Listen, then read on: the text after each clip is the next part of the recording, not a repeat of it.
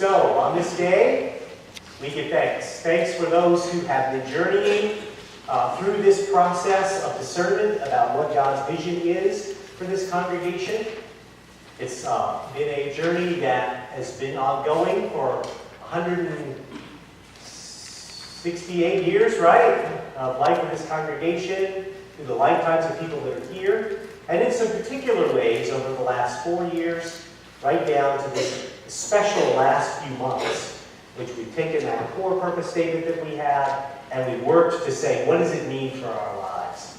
And so the council, and so a group called the action team, and so a group of people that have been gathering under the guidance of a great counseling group that helps you vision where you are and how you can make that vision possible. That group is called Kairos and Associates. Sent out a pastor to us, Pastor David Meisenheimer, who's been walking with us, mostly to get us to talk to each other, to get us to share what we're thinking, to get us to share what we think are the striking needs in this community and beyond into the community at large. And what God might be saying to us about what that might mean. And so this morning we're going to hear from people who have been part of that process, who at our very last meeting with David Meisenheimer, when we had 3 face-to-face meetings with him, presented the results of the survey that we all had a chance to take, and that 57 of us, and that's a fairly large number considering that's about what we have roughly at worship on a Sunday, so basically a worship attendance amount of people, kind of the people that responded to that survey. He laid out what we said, what our responses were to some specific questions about how we feel connected here, what energizes us, what we think God might be calling us to do, and what that can mean for our individual lives and for the lives of this whole congregation. So I do want to celebrate members of those team who are able to be here with us this morning. First of all, if you are a council member, would you please stand up? Thank you very much, faithful council. Just stand for a moment. So, look at these people. They have been putting in a lot of time, and they are your representatives to move forward with this process, however it works. This morning, we don't have, an hour or an hour and a half. We have a fixed amount of time because we all know that that's the case. We're going to be presenting highlights, but of what we have found so far that has come from you. But if you have further concerns or questions, these are the people to talk to. Tell them anything that you are excited about, things that you'd like to be involved in what you hear here, and things that may still concern you, because we're continuing to collect those. These are the people that are going to take that information, and tomorrow night in council meeting, and in the subsequent meetings coming up in council, will help us discern where we go next. You may sit down now. But if you have a concern that you either are uncomfortable saying in a group setting, if you have an idea that you think, oh, I want to test this out with somebody, see those people, in addition to Pastor Allison and I, and let them know what that is. We won't be able to get to everything, and even if we start going in deep on any, an idea we get or a particular concern we have this morning, we're going to pull that out and say, go and talk to those people. They are anxious to hear what you have to say, and will help them to move forward. Because everything that's about today is about saying what the Spirit has been doing within this congregation and to fully disclose what we feel that Spirit is saying to us. You also received emails over this week, much more material than you can read if you have a lot of spare time all week. It's sort of the raw data from things that we've said. If you don't get email, and that's a substantial number of us, all that is available for printing. We just didn't want to create stacks and stacks of it and waste our resources on doing that. Please contact Lynn or talk to any of us about what parts you want to find out more about, and we'll print that for you or find some way to get that information for you. It's also the case that when you're sitting and you've got people that are trying to share information, when you got that thing going on, it kind of gets distracting, and it doesn't allow everybody and yourselves to focus on what's going on. But it's in no way to say that we don't want to share this in paper or share it in great detail. If you feel that another meeting is required, that's perhaps like a forum inside of the fellowship hall, we can plan for that as well. We want no one, either here or not able to be here or intentionally not here, to have any sense that they can't ask questions, bring up their concerns, and bring up their ideas for moving forward. This is a season in which that's going to happen. I also now want to recognize those who have been any part of that process. This is council included, but if you've played a role by attending one of the, and again, this is not to say if you didn't come, that's fine. People have busy lives and things are going on. But we want to recognize those who have been involved in this process and have made their contributions known by attending a meeting or being face-to-face in helping to work out the stuff that's going to appear on the screen, which is the emerging vision and the summary results for these for the survey that we just took. If you're involved in any way, would you please rise right now? Absolutely. Fantastic. If you attended the meeting, etc., that's great. And I know some of you can't get up now, like whoever it might be, you were there as well. If you came to one of the sessions, you were involved. Thank you. Let's give all of them a round of applause. You may be seated. Each of the sessions that we had roughly 23 to 26 people, and I think the same about 17 or 18 came to all three, and there were different people that rotated out for the other sessions. So if you came to the third session, some of this is a repeat for you, and what we are asking you to do is they're going to show one slide at a time and share anything they have to say about it, but we're going to take a moment of quiet between the slides to invite people to lift up something about that that's meaningful to them. So if you attended a session and what you see on that screen is something important to you, or God's telling you, I need to accent this part of it, please speak and let us know. And speak out loud, because we have a microphone, but it might be hard to get to everybody. That's essentially where we're headed with this. I think that the last voice I want to do before I turn it over to the real voices here is the most real voice of all, which is the voice of God. And reiterate what Becky just said to you in this St. Paul's second letter to the Corinthians, who, by the way, were struggling. Those Corinthian communities were struggling with many of the same things that we struggle with. How to get people involved, how to work with limited resources, how to deal with a changing world. These people at St. Paul's time were doing the same thing and trying to say, what does the church have to say to a world that's just freaking out all around in this crazy Roman Empire where everyone was working too hard, taxed too much, had too little, and yet was amazing things were going on in the world. This is what Paul had to say to that. All of this was for your benefit, so that the grace that is reaching more and more people may cause thanksgiving to overflow to the glory of God. Therefore, do not lose heart. Right here. And by the way, we didn't pick these as special for today. This is what every Lutheran church is reading across the world today. How freaky is that?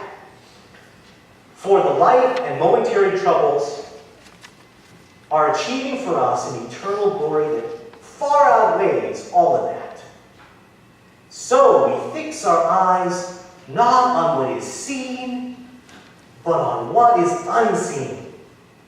Since what is seen, troubles, limitations, challenges, is temporary. But what is unseen, vision, hope, inspiration, the power of the Spirit, is eternal. For we know that the eternal tent we live in, when it is destroyed, we have a building from God, an eternal house in heaven, not built by human hands. And that house God wants built here. And it's built out of people that gather in this place. And so I'm going to invite forward 3 of those people who are a part, who have that vision and have been part of this. And actually, this meeting was not on the schedule. And these are 3, along with others, who said, we need to have this meeting and make sure that people are hearing all the same stuff and getting the chance to be as excited as we are.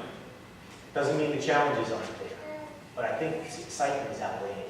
I invite forward now, and they can come up here in the front pew next to Pastor Allison, Drew Yenser, and Nolan Wentz, and Colleen Rutledge. And I'll be your technician. Before we begin, I'd like to thank everybody that attended those meetings.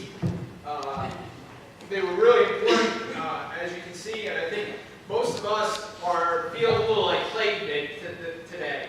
They're excited. We've got something stirred up here. And we know we have to do this. If we're going to do this, we have to do it in the next 6 months. We have to get this rolling. We can't let it die. If we let it die now,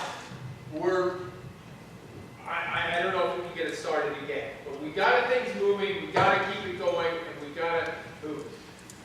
The second thing, though, before I start the slides, I'd like to say is, this is a completely transparent thing. If there are any questions, we will find the answer for you. Nobody's hiding anything from anybody along the way. It's completely transparent. And I want to strongly say to everyone that if you have questions, you've got to ask the appropriate people, whether it's a committee or it's council or whatever. You've got to go talk to those people. Communication is the most important thing we have to do here to keep the ball rolling. So let's keep it going. Okay, I'm going to start with this, and then Colleen and Nolan will help out along the way.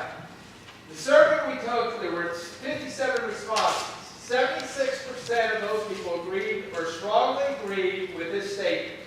I feel a greater sense of belonging in the congregation the more I participate in its ministries.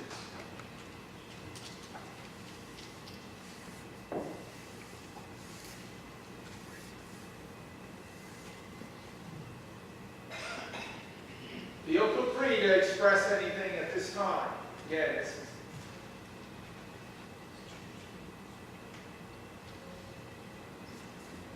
Okay, next slide. And again, if somebody wants to go back, I can take it back. Okay. So if you think of something later. 70% agreed or strongly agreed with this statement. The worship experience in this congregation inspires me. I think for a lot of us, that's why we come back Sunday after Sunday. It's our inspiration of the week is to come.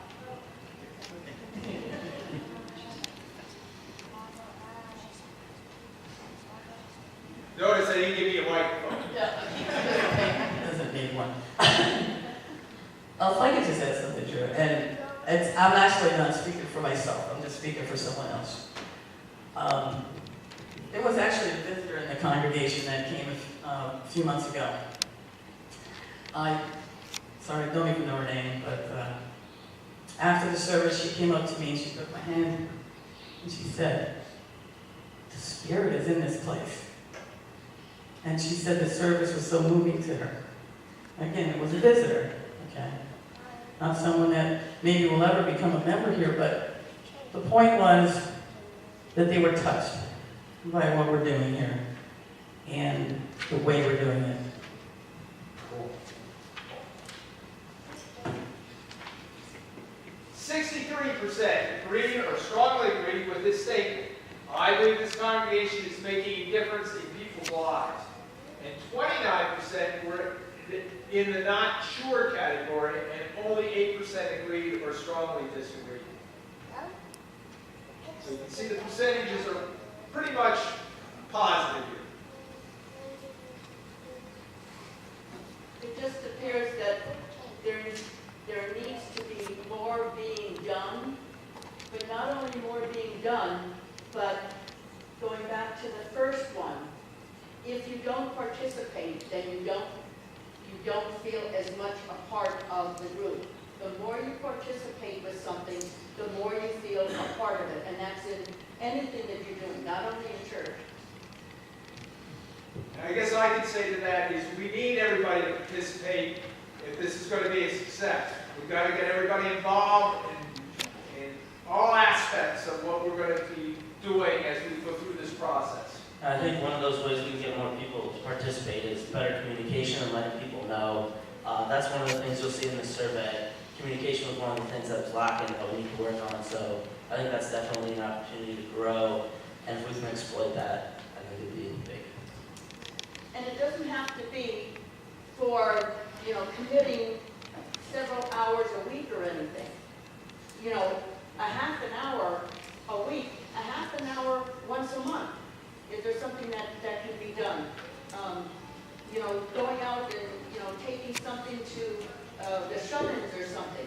If it's a half an hour, or visiting another, you're part of the congregation and you're part of the ministry. But it doesn't mean that you have to devote a lot of time or money.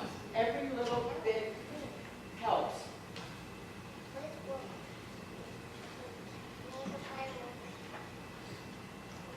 79% agreed or strongly agreed with this statement. God works through me to carry out God's mission. Is that John speaking? Yeah, that's pretty much what John was saying.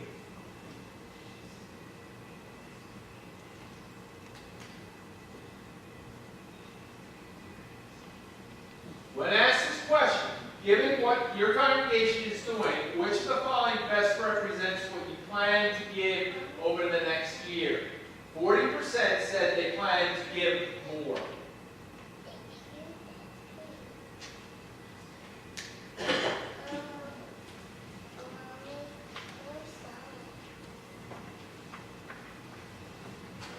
When asked what influences your giving, the number one reason: my personal faith and understanding of being generous and supporting God's work in the world. The number two reason: the effectiveness of our church's ministry in making a real difference in my life and the lives of others. These are great answers.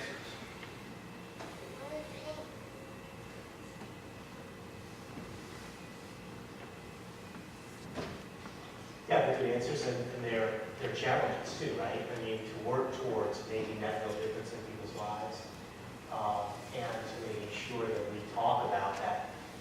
So if this was the most common response to people, then that's something that we as members, as active, involved people in the church, need to talk about. How this does drive why we contribute. And it's financial giving, it's the tremendous work that our people do here day in and day out that we give thanks for, and we can keep giving thanks for. But it's this sense of personal commitment again that puts all of our money and our presence where our mouth is. But notice it doesn't say, to make our budget, or to pay our dues, or just because I'm supposed to. All those may influence our giving as well, but having these two be the top two answers is pretty cool that we got our priorities straight. So the question is, are we living that out, and what does that mean? If you combine that with the previous response, which is 40% people are up for giving more because of these reasons.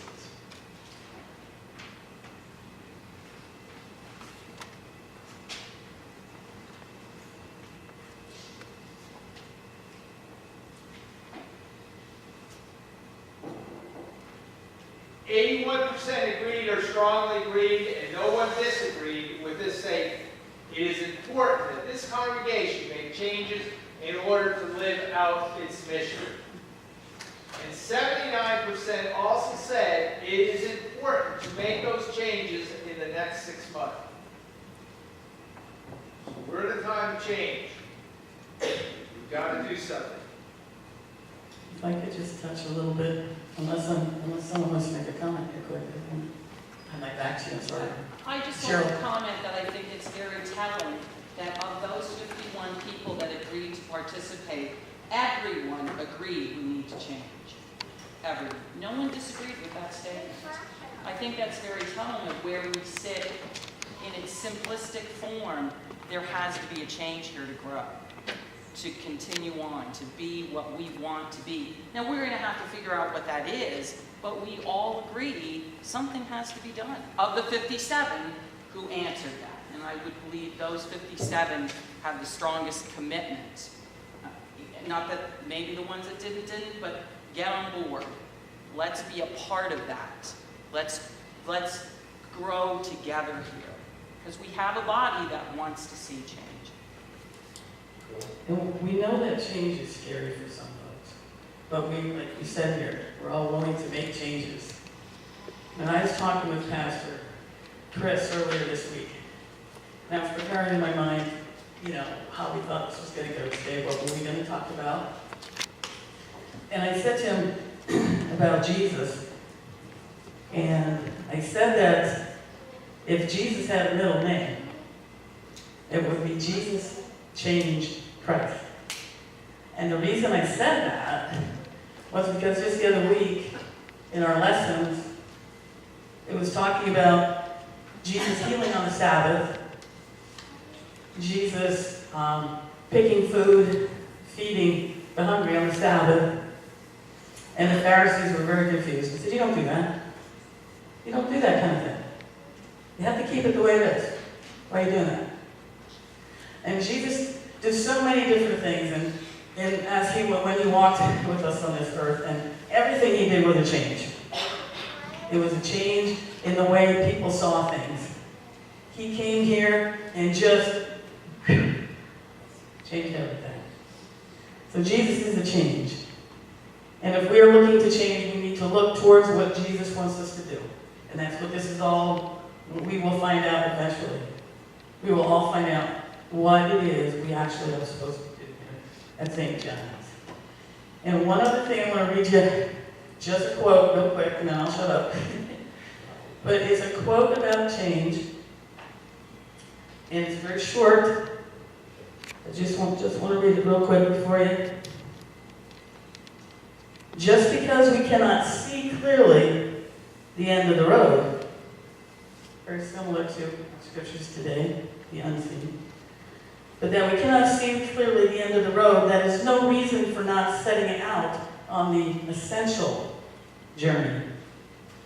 On the contrary, great change dominates the world, and unless we move with this change, we will become its victims. Robert F. Kennedy.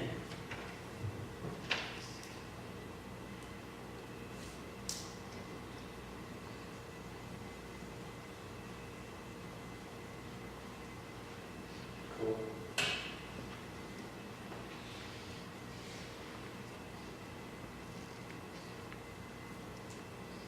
Next slide. That sort of answers that question there. Live out its mission. No, okay, great. Alright, so God's Word and Vision for St. John's Lutheran Church in Mahoney. The following was created from input of leaders and active participants in the visioning process, which consisted of about 30 people, done by Kairos and Associates from April 15th to May 23rd. So this is just kind of, this is David's thoughts, and our thoughts from what we've said at these different meetings. And he's just kind of put it together into one statement. And I think it sums up the meetings and the excitement and the feelings that this congregation has pretty well. If we believe that St. John's Lutheran Church in Mahoney is called to become an even more thriving and visionary congregation now and into the future, this is the time to make decisions and take action that will articulate and accomplish God's vision for us to realize our potential. So if anyone has comments or anything, say that.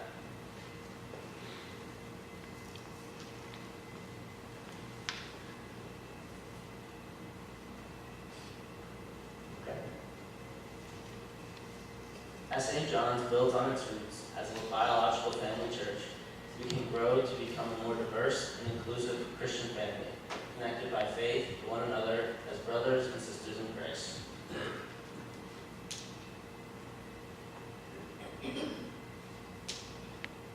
I think that overall, like as a congregation, we're definitely becoming more open to different things, and that is definitely one of our biggest opportunities to grow, because I know not all churches and religions are doing that, but it's definitely a big opportunity, and I think this congregation is pretty open.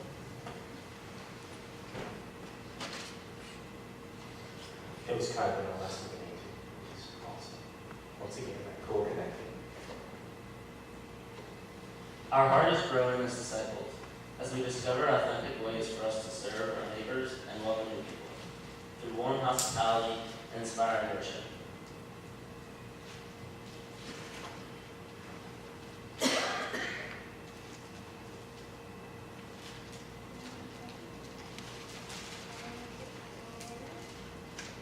And we are still inspired by our core purpose statement, a family of friends alive with God's love. Your home. Let's all say that together. A family of friends alive with God's love. Your home.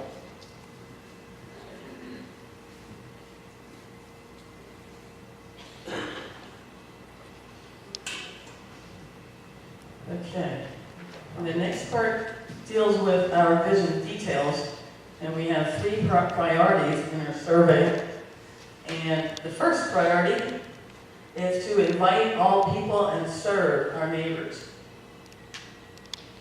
We will deepen our connection to our neighbors by discovering the needs of our neighbors, using our resources to meet their needs, and inviting all into our community of faith.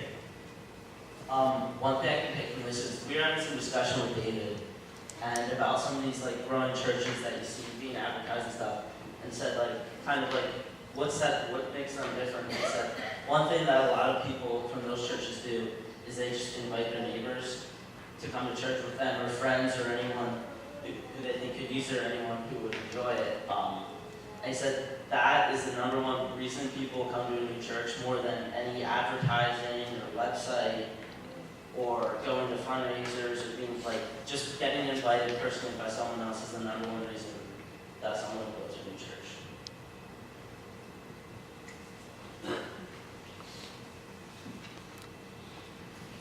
And under inviting all people and serving our neighbors, these are some of the things that were taken out of the survey. Equip our members to invite their friends, as I just said, neighbors, co-workers, and relatives to come and see how their faith can grow at St. John's, and to partner with us as we serve our community.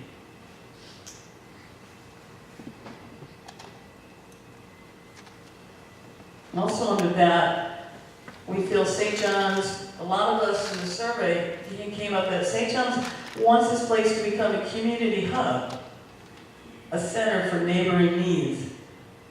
And we didn't get into detail in our slides here, but some of the things we were talking about in Community Hub would be, for example, inviting other groups, support groups, different kinds of groups that come utilize our facilities. Groups like a grief group, an awareness of LGBTQ community, folks fighting addiction, many different groups like that where we can open our arms into the community and say, come here, this is a safe place for you to come and to speak. Also, we looked at, I think, possibly having some groups that would be for the adults, the senior citizen folks, possibly maybe having more meals here, different things like that. So those were some of the little more detailed items that we just don't happen to have up here on the screen. I think about a year or 2 ago, we sponsored, we allowed the band. We had the band to come here and have spaghetti dinner. That was great. And I know they've gone to another church in our area, and they really like that. And that church is not really open to having people come into the church. So they allow the band to do it 2 years in a row, I think, right now. But they're not open. And we need to provide that kind of experience for people. Have it open so people will come. That's all part of being a welcoming church. So having anyone in the community that needs us, or we can help them by coming here. Yeah, and just to piggyback on what you're saying, I mean, the reason that list isn't on here is we have, this sounds familiar to many people in this room, doesn't it? We had an action team that put this exact idea together in the community hub. What is great is that everything that happened in the visioning meetings that we ran accented that. We came back to that again and again. And we have made progress on that. We certainly have. But that's why the vision was in place too. There are ways that we fall short on that based on our facility and on some of the things that we need people to step forward and help with. So that list is very available. It's in the email stuff that was sent out. It's going to be posted up all over the place. We just didn't put it here to spend the time on it to review stuff that many of you have heard before. Colleen knows a great set of highlights about that. Second point I want to make is that these 1, 2, 3 that you're seeing are not from the survey. These are from the meetings that we had, the 3 evening meetings. They're connected to the survey, that the survey didn't contradict them. But this is all about what the 30 plus people that gathered for 3 different meetings put together. Some of it includes, because about half of those people, well, a third of those people were the action team that did stuff. So of course all that stuff was still in here. But there were a whole lot of other stuff about reaching out to young families, about working with seniors that weren't on that community list before, that people specifically mentioned that are now captured in that list. So it's a richer, growing, more solid list, and it's also tied to the next point you'll see in this moment.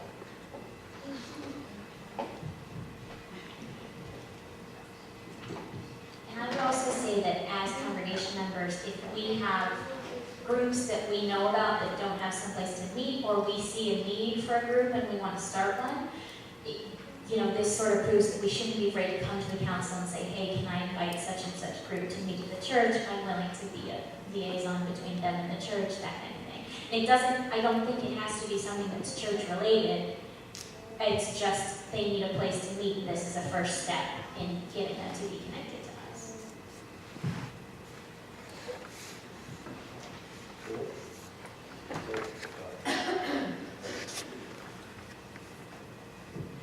Alright, so number 2, witness and minister through our facility. We will articulate our St. John's identity and vision by renewing our facility to serve our congregational mission and our outreach to our community.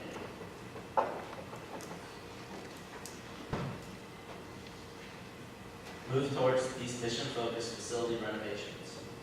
Upgrade areas close to our worship space to become more hospitable and useful for welcoming and fellowship. And improve handicap access throughout our property, including better hearing assistance for services and events.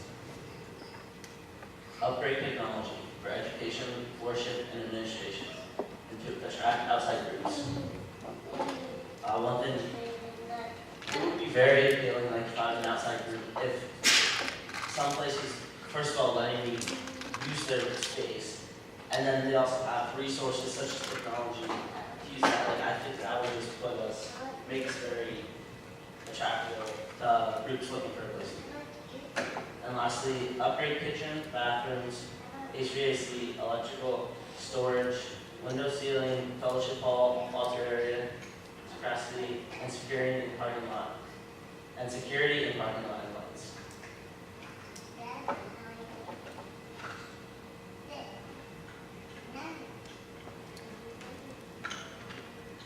And if you have any other suggestions or things that you think should be added to this, I think council is going to be mainly spearheading this part.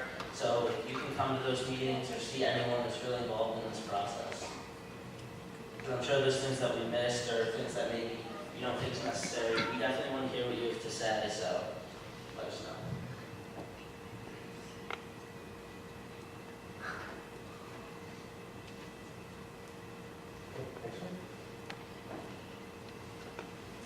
And our number 3 priority is to grow disciples and community connections. We will grow connections among members to engage a deeper sense of community and harmony, and to facilitate faith formation for all ages. We will develop a plan for better communication among members, as we have mentioned before, as no one mentioned before, better communication, and the community. Create a St. John's Mahoney brand to let the community know who we are and how we are serving our community, inviting our neighbors into our faith family. Develop technology, websites for education, communication, and attracting new people, and reevaluate staff and volunteer needs and resources to meet our missional vision. I do just want to mention on the bullet point 2, on developing technology, there was a communication question interview type process that went on where we discovered from Kairos that we're a little bit behind on not just a website. Our website needs to be improved, obviously, a little bit, but so does we need to work more on our Facebook page, and there's so many other things. There's Twitter. There were a few other things that they mentioned, and help me Nolan on that, the different ways of communication that they were suggesting. One thing is like what Ed's been doing video, which is awesome when we get that up on Facebook and YouTube. One thing that they said some churches do is you can live stream it, I believe, and they said that's pretty easy and inexpensive, so I believe you're gonna look into that as well. And we've already had a response to that, which I thought was awesome. A member here who does not live here watched our Memorial Day service, I think it was, online, and wrote back, emailed, and said thank you, that they were still able to be connected to our congregation. So our congregation isn't just sitting here today or within the 10-mile radius that we look at. Our congregation is a body of Christ throughout miles and miles and miles. And so we need to find a way to stay connected to everybody who we call St. John's. And I think that's phenomenal, Ed, and I thank you for what you're doing, because it's allowing us to be connected to those who physically are no longer here to worship with us in this space. And and when I say change, those are the things that we need to think about. How do we reach out? How do we no longer just do what we used to do to continue on to grow?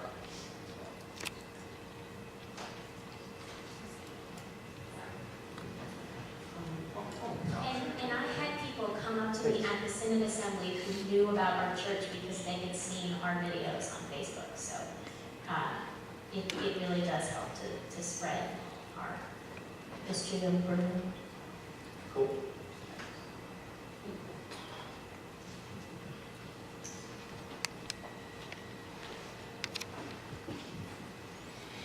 Also, under the third priority, encourage connections by equipping and empowering members to emphasize their faith formation for all ages, including adults.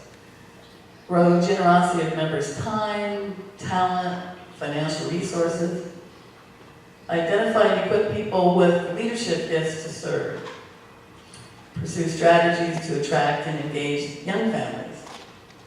And consider adding a staff member as connections coordinator.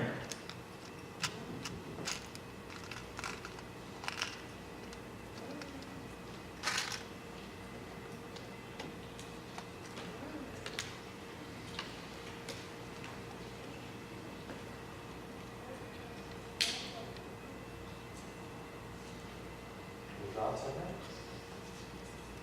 That's quite a hit list.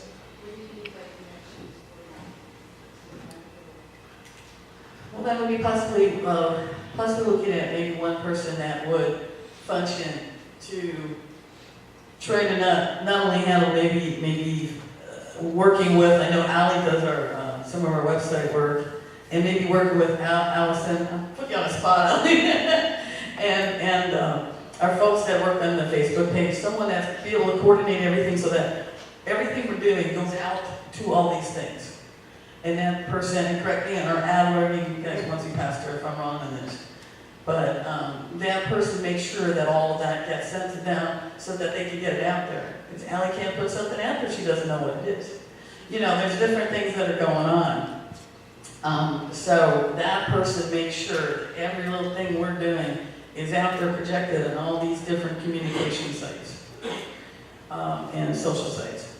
And Yeah, this came a lot from, this was with David accumulating, I mean, he had no end point in mind. He's like, oh, we need to put a staff in here, so let's create a job for him. It was more that things came up again and again in these meetings, like, you know, I just wish we had somebody doing this.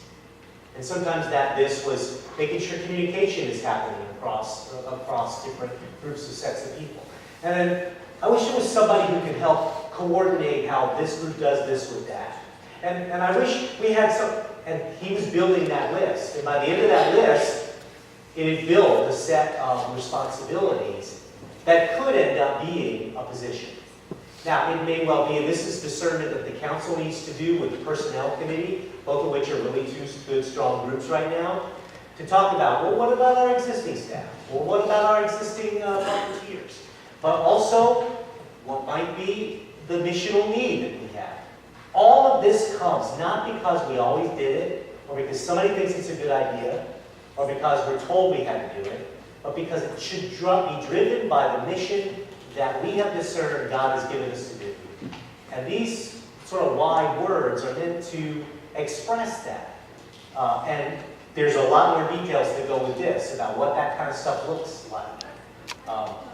No decision could possibly be made without consulting, starting with the council, consulting with the right committees, and moving forward with votes and things for this body to be able to do.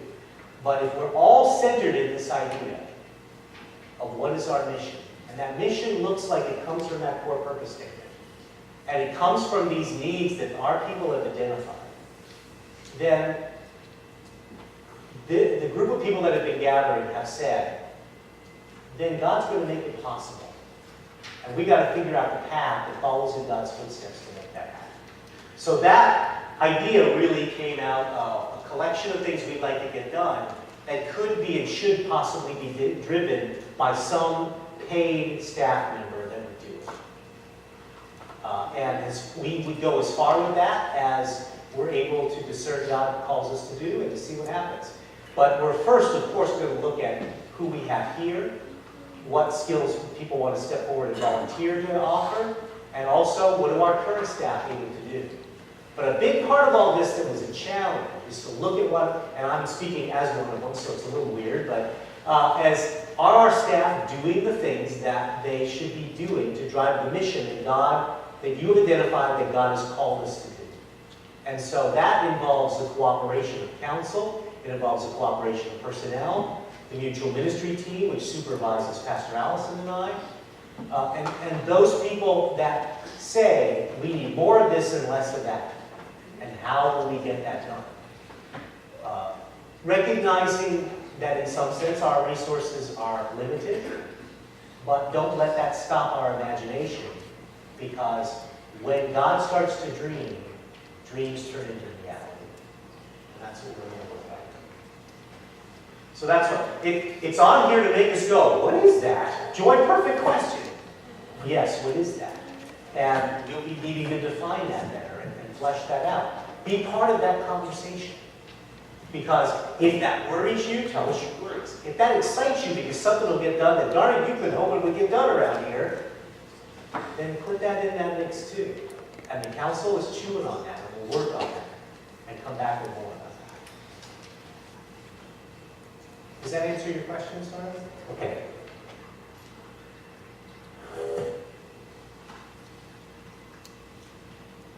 Any other of these? Faith formation, that's a churchy word to mean Christian education. It could mean any number of things. Bible studies. We haven't done a whole lot of that beyond our wonderful adult class that happens on Sunday. We haven't added to that. But there were people who came to these sessions and said, why don't we do more of that? That's a great example of more of one thing, reallocating time from something else we might do. And it's not always happening. As they have well proven, those who've led that, doesn't have to be pastor-driven all the time as well. The other component that really goes into this, that I'll go into too deep in the woods if I go into it, but one of the exciting possibilities that I know your leadership is jazzed about is that we're not doing this by ourselves. So, should I stand up? This is stupid. I'm going to get a crick in my neck. That we're talking to our neighbors in churches, not just our neighbors with houses and things nearby, but what are they doing? How are they doing it better? And we got to do more of that. And more of us have to share that conversation with them.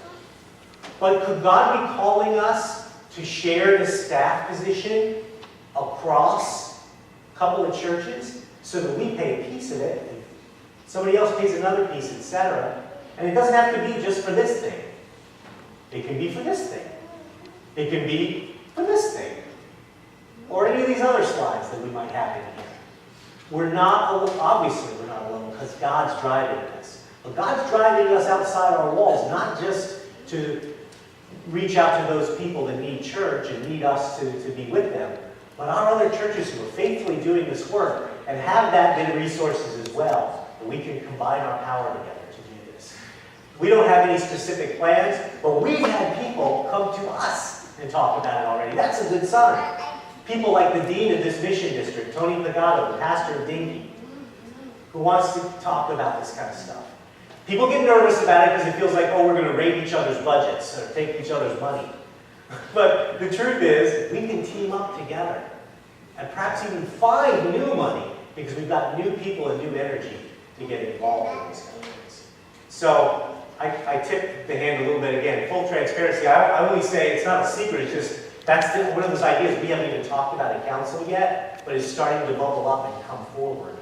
That are coming into us. And the more we talk, the more people talk to us and back with us. And maybe the best idea is actually going to come from somebody that's not here yet.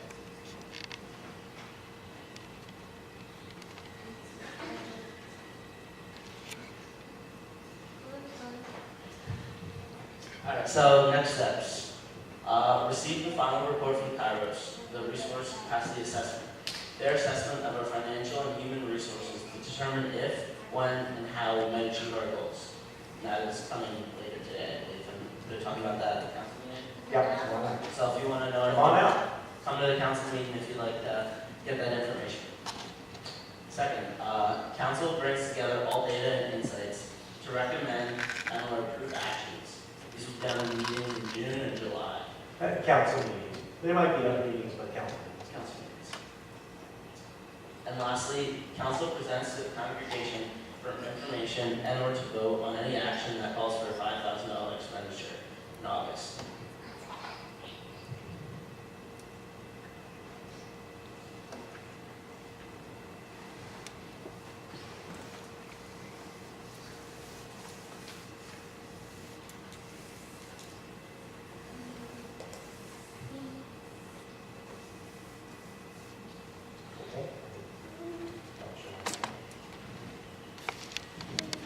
So, questions for this group?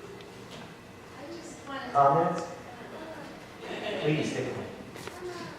I just wanted to comment that I think it's fantastic that we have a timeline that you're sharing with us, all the things to expect and when to expect them. This is fantastic communication. So kudos to everybody who's been involved in bringing this to us today.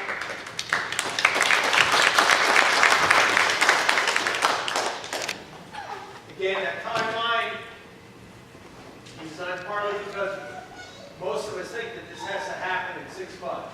We've got to get moving on it. We can't let anything stop. So we have an aggressive timeline, and we're going to keep at it, but we're going to need everybody's help. It's not going to happen just with council or a few people working on the side. We need everybody's help in this. So please come to meetings and be involved. I think it's also really important to remember that every one of these slides, everything that we've talked about is connected to specifically, it was the slide before this, that second bullet point, where grow generosity and especially their time, and over their time and financial resources as well. For the fact that just like every relationship, it's a give and take, the church really wants to give out to people, but we need to give to them to kind of help spread it around to everybody. And that will give us our change in the next 6 months. That'll help us have everybody participate and see a greater sense of mission. And it'll inspire people more, but we need to all be a part of it. It can't be something that few people do, or just the leaders do, just council, just the action team. It has to be everybody, because we're a congregation working to improve a congregation.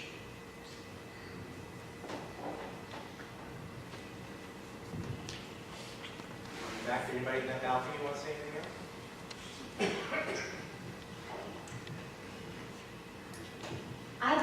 want to thank the youth from the youth group especially, who were really involved in this process. And I know there's been some anxiety that we want more young people to come, but the young people that we have, which is a significant number, were really involved in this process, and they've been really helpful and really, really well spoken and aware of what's going on. So I just want to lift that up.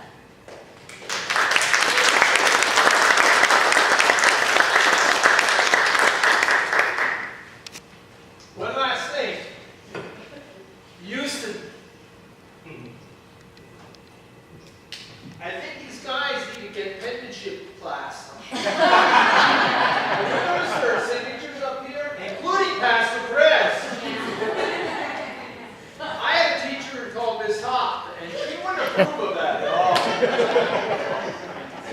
But understand, times are changing. Signatures aren't as important as they used to be, I guess. X marks the spot, group.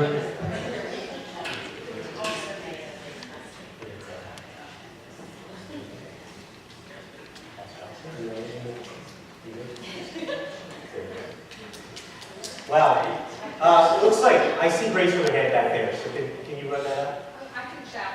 A very quick question. Yes. Do the youth have all the money they need for Houston? I would be glad to have someone report on that. Go ahead, Nolan. Yes, we have that, plus about $80 extra, which will go into the fund for 3 years from now. So, that's it.